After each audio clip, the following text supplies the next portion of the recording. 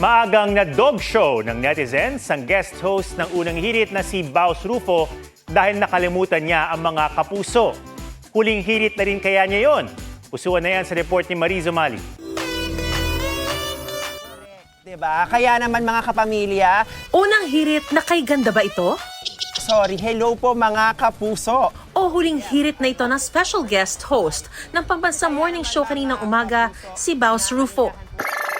Kaaga-aga viral agad sa pagbating nakakauga. Diba? Kaya naman mga kapamilya, sunod nyo po kaming, hello po mga kapuso.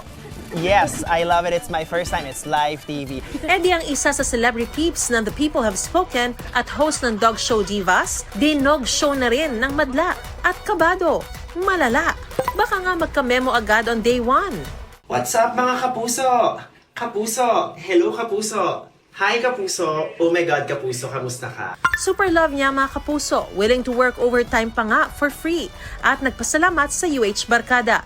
Pero imbis na memo, ayan nga at day 2 secured.